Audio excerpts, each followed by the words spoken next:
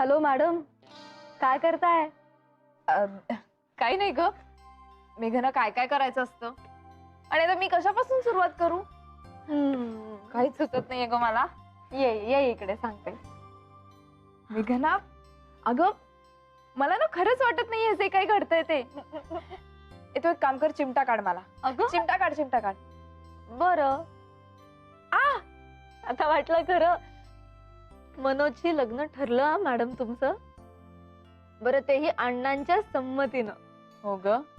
पण मॅडम 2च दिवस आहेत लग्नाला, त्यामुळे पटापट आवरा, खाली येऊन नाश्ता करा आणि मग पार्लरला जा. पार्लरला? अगं मनोजला मेकअप वगैरे आवडत नाही म्हणून घाबरलीस का काय? त्यासाठी नाही म्हणते मी, तुला रिलॅक्स करण्यासाठी जायला सांगते. हे बरं चित्रा, लग्नानंतर कुठे राहायचं ठरवलं का तुम्ही?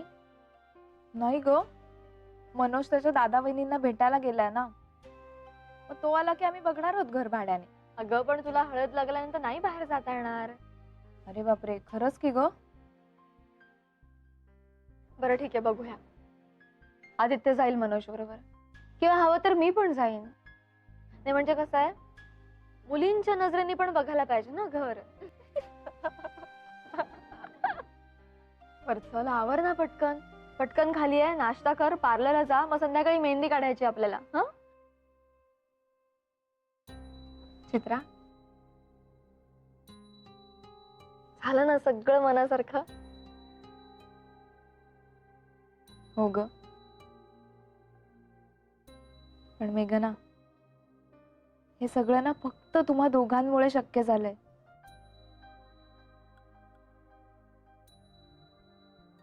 पुरे ये लवकर खाली, वाट पाहते.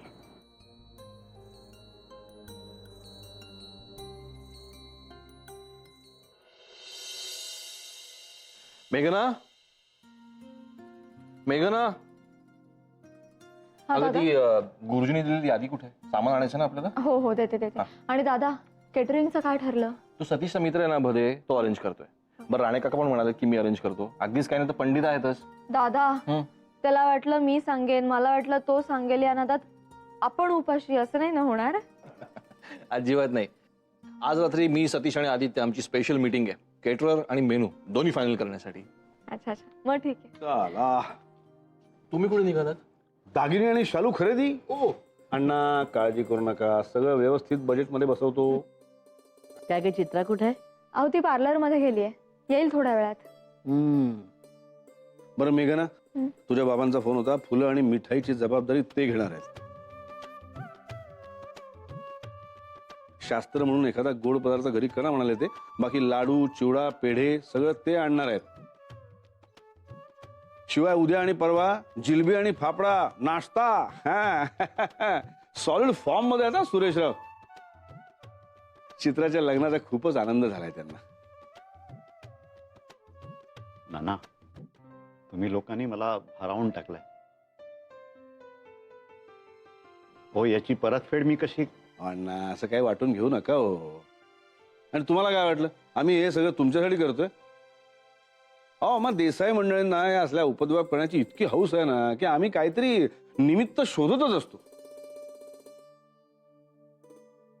उलट हे निमित्त तुम्ही आम्हाला दिलं म्हणून तुमचेच आभार. अहो संजीवनी बाई, अहो किती बोलत बसला. चला, उशीर होतो नेहमी तुमच्यामुळे. अय्या, बघितलं का? म्हणजे बोलत कोण बसलंय आणि खापर कोणाच्या डोक्यावर फुटतंय? हो, तुम्हीच. चला चला आता लवकर. येतो आम्ही जाऊन. बघते तुला नंतर. थांब चला आता. चला आता चला. फिरी फिरी असतो सामील त्यांच्यात नुसता. दे यादी दे.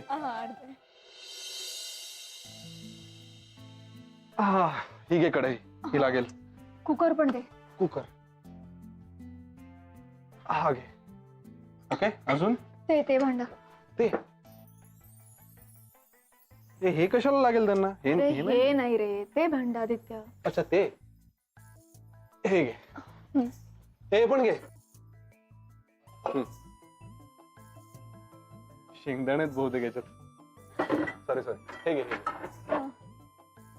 ओके ओके ना झालं हो झालं. चला ओय सावकाश सावकाश ना.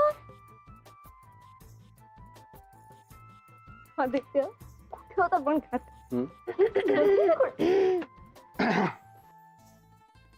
आली बरोबर चुकीच्या वेळेला आली. नाही पण जाऊ दे, ते चांगलंच आहे, प्रॅक्टिस होईल तुझी. संसारात अजून काय काय घडतं ते कळेल ना तुला. बरं फ्रेश दिसतेस. रिलॅक्स वाटलं ना तुला? अगं ए बरं, तुम्ही सगळी भांडी का काढून ठेवली आहेत? अगं वेडाबाई, तुझ्यासाठी. सगळा संसार नव्यानं मांडायचा तुला. मांडलेल्या घरात नाही जाणार आहे सून म्हणून. बरं हे तर काहीच नाही, अजून खूप काय काय लागणार आहे. गॅस, इंडक्शन, उशा, गाद्या, कपाट. गाद्या दादा देणार आहेत ना? हो. आणि कपाट अर्चूत आहे. आणि हे पण तुम्ही किती करता माझ्यासाठी? होय, भ्रमात राहू नकोस हं. काय आहे की आम्ही आमच्या घरातला सगळा जुना माल काढतोय, आणि मुख्य म्हणजे हे दिल्यावर तरी तू जाशील. आदित्य अरे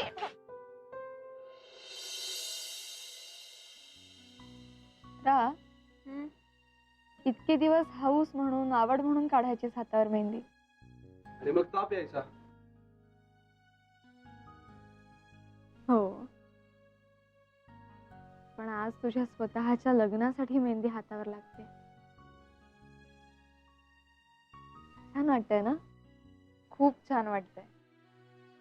पण खरं सांगू का, मला ना खरंच वाटत नाहीये माझं आणि मनोजचं लग्न होणार आहे.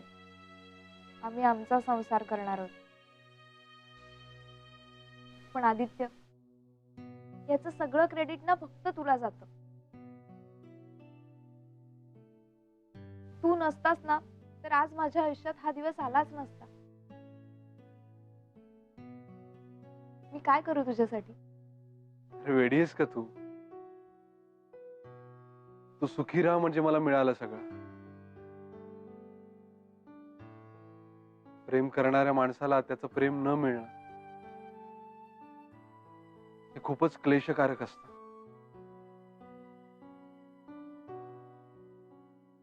आणि ते दुःख पाहायचं नव्हतं मला तुझ्या चेहऱ्यावर, म्हणून सपोर्ट केलं मी तुला. बस. तुम खुश रहो और क्या चाहिए, है ना? हो. हे काय, तुम्ही तयार नाही अजून? म्हणजे अहो, नवऱ्या मुलाकडे जायचंय ना, त्याचे कपडे घेऊन. अहो पण तो कुठे अजून आलेला? म्हणजे गावाला म्हणून गेला दादा वहिनींना भेटायला. हा. रात्रीच्या गाडीत बसून सकाळी उतरतो असं म्हणाला. उतरला फोन करतो, अरे देवा. पण अजून काही फोन आलेला नाही या पठ्ठ्याचा. आता या पोरांनाच काही निरोप आलाय का विचारते. मेघना, ए मेघना. हे बघा, ही पण तयार नाहीये अजून. काय झालं? अगं काय झालं काय, नवऱ्या मुलाकडे जायचंय ना. आणि काय ग, तो गावाला गेलेला आलेला नाही अजून? अगं तुम्हाला काही फोन बिन आलाय का त्याचा? नाही, आदित्यला तर नाही आलाय अजून. चित्राला आला का बघते. बघ बाई, नाही लँडलाईन वरती पण फोन आलेला नाहीये त्याचा. काय ग, दादा वहिनीने इकडे घेऊन येणार होता का तो? तू आधी फोन कर बघू त्याला, विचार. नाही ते येणार असेल तर तशी सोय करायला लागेल ना आपल्याला. हो जा पळ. बरं अजून काही कामं राहिलेत का? हो, आता बाकीची बघते मी काय ते. बरं मी येते. राणे काका आहेत ना मदतीला? हो आहेत ते. बरं आहे, चला. या नंतर चहा घ्यायला.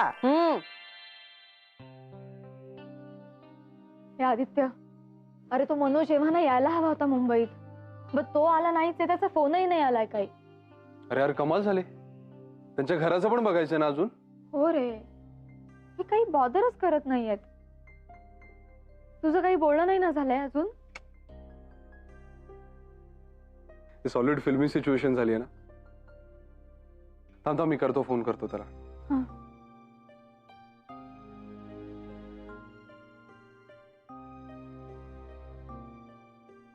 उचलत नाहीये. बापरे, कळत नाही म्हणजे काय समजायचं? आपण नेहमी उलटाच विचार का करतोय? नाही म्हणजे कुठेतरी प्रवासात असेल तो, किंवा कुठल्या तरी कामात अडकला असेल, नाहीतर चुकून सायलेंट वर गेला असेल फोन. काही होऊ शकतं ना. करेल तो फोन. माझा मिस कॉल बघून नक्कीच करेल. मेघना, तू टेन्शन घेऊ नकोस बघू. मला वाईट वाटतं मग.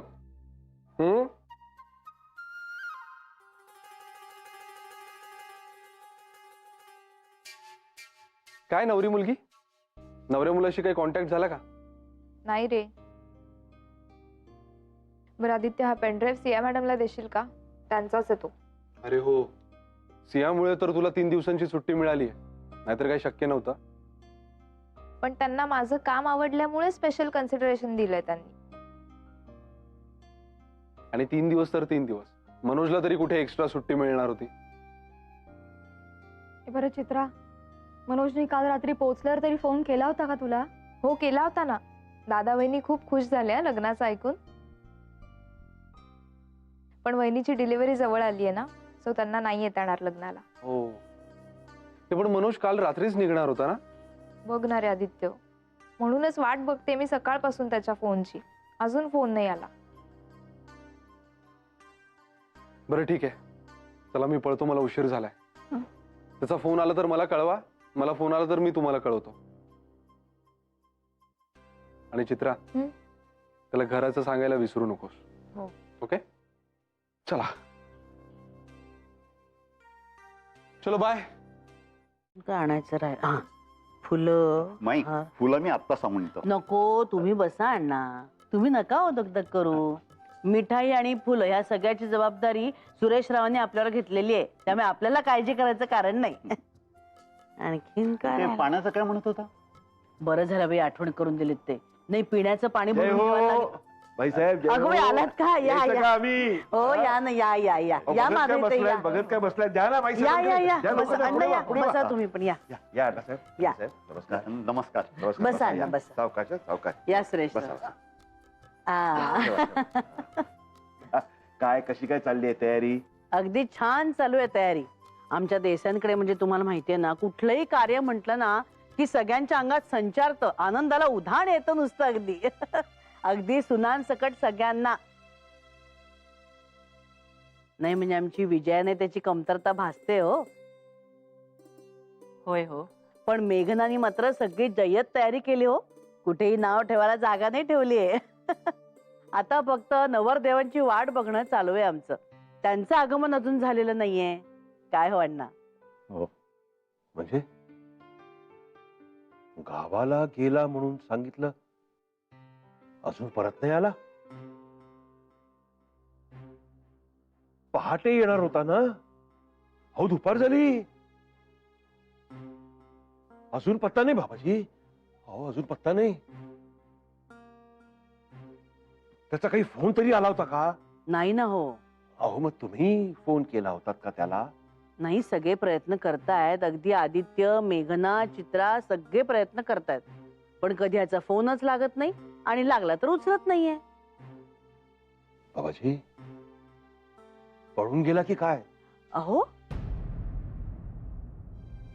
अहो, काहीतरी काय बोलताय? नाही नाही, साहेब, अण्णासाहेब माफ करा. हा, म्हणजे अण्णासाहेब, मी तुम्हाला घाबरवत नाही हो. हो, पण मला असा स्वतःला अनुभव आलाय, स्वतःला. म्हणजे आमचे गुरुबंधू आहेत हो, ठोंबरे. त्यांच्या जावयाने असंच केलं हो.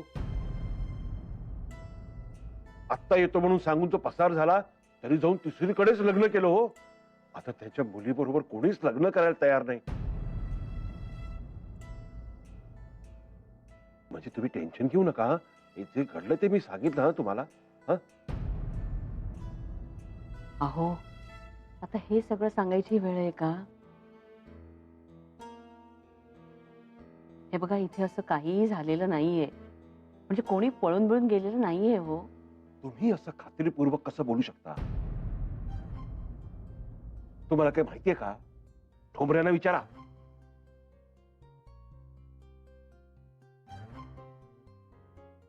अण्णा, तुम्ही वाईट वाटून घेऊ नका. ह्यांचा स्वभावच ना. तुम्ही मनावर घेऊ नका. माई. अण्णा. माई, मनोज आला नाही, त्याचा फोनही येत नाही, हे तर खरं ना? बघा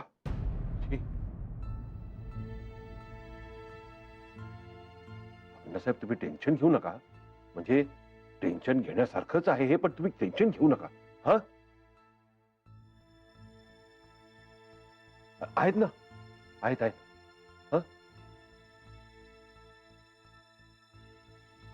मेघना कुठे आहेत? हो आहेत, आत आहेत. मी भेटून येतो हा त्याला. बरं. हा अण्णासाहेब.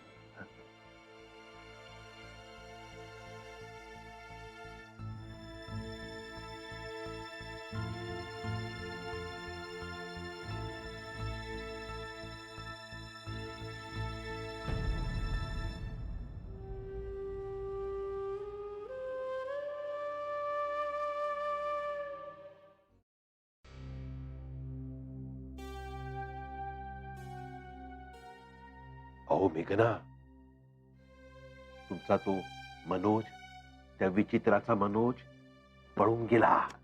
बाबा काय बोलताय तुम्ही हे? मला हे असं घडणार याची खात्री होती. तुम्हाला सांगतो, तो मनोज आहे ना, मनोज, त्याला ह्या विचित्राशी लग्न करण्यात अजिबात इंटरेस्ट नाहीये आणि ते विचित्र सुद्धा या मनोज बरोबर लग्न करणार नाही. बाबा प्लीज शांत व्हा. तुम्ही आधी बसा बघू इथे. बसायला आलोय का मी? बरं बरं प्लीज शांत व्हा. मला सांगा, कोण म्हणाला तुम्हाला मनोज पळून गेला म्हणून? बाबा तुम्ही बाहेर असं कोणाला बोलला नाही आहात ना? हो, कोणी सांगायला कशाला हवाय? हा, तुम्हाला समजत नाहीये का? हो हो अहो बघा हो, अहो सकाळपासून तुम्ही सगळे त्या मनोजला फोन करताय. हा, तुमचा कॉल घेतोय का तो? किंवा त्याचा फोन आला का तुम्हाला? इथे कधी यायचा होता? पहाटे. आता दुपार झाली. आहे का पत्ता त्याचा? लग्न कधी आहे? उद्या. तुम्हाला सांगतो मेघना, या मनोज आणि विचित्राचं लग्न राहिलं बाजूलाच, जावई बापू आणि विचित्रा लग्न करतील आणि तुम्हाला तुमच्या संसारातून हाकलून देतील. बाबा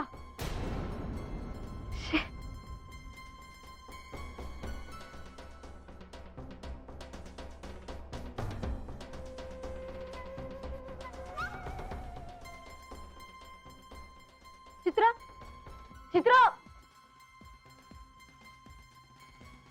झालं ऐकलं तिने. काय वाटलं असेल तिला?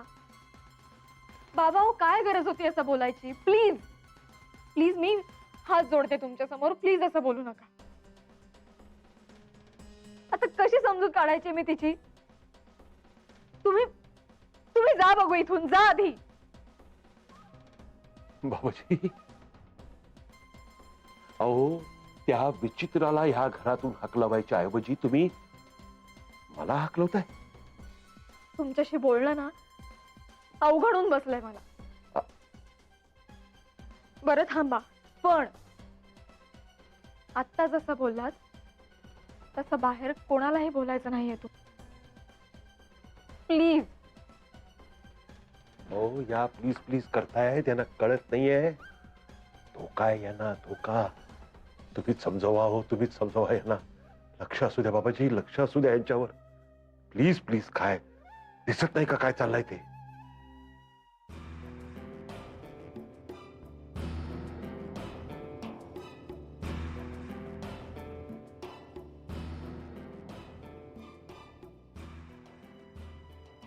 चित्रा,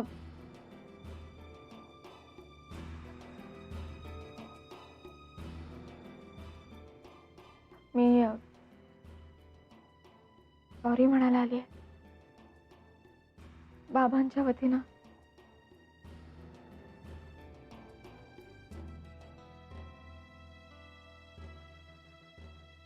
प्लीज चित्रा, प्लीज. म्हणूनच त्यांनी माझ्यासाठी इतक्या घाईघाईने स्थळ आणलं का? ती लांबची नोकरी म्हणूनच आणली होती. मी इथून निघून जावं म्हणून. हे बघ चित्रा, मला हे कबूल करावंच लागेल की माझ्या बाबांचा स्वभाव थोडा अतिरेकी आहे. पण तुझ्याच बाबतीत असं नाहीये, सगळ्यांच्याच बाबतीत आहे. आपल्या घरात सगळ्यांना माहिती आहे. त्यामुळे प्लीज त्यांचं बोलणं मनाला नको लावून घेऊस प्लीज.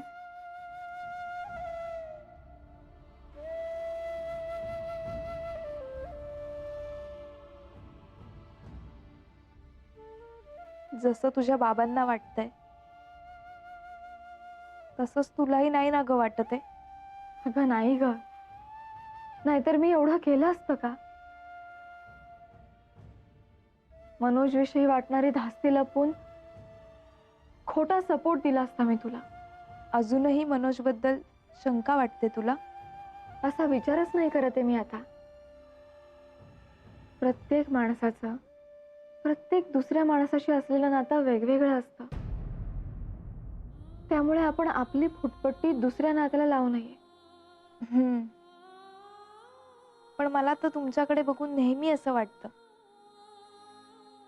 की माझं आणि मनोजचं नातं तू आणि आदित्य सारखं असावं. असं नको करू. तुमचं नातं आमच्यासारखं नाही, तुमच्यासारखं, पण सुंदरच असू दे असं म्हण. आणि ते तसंच असेल.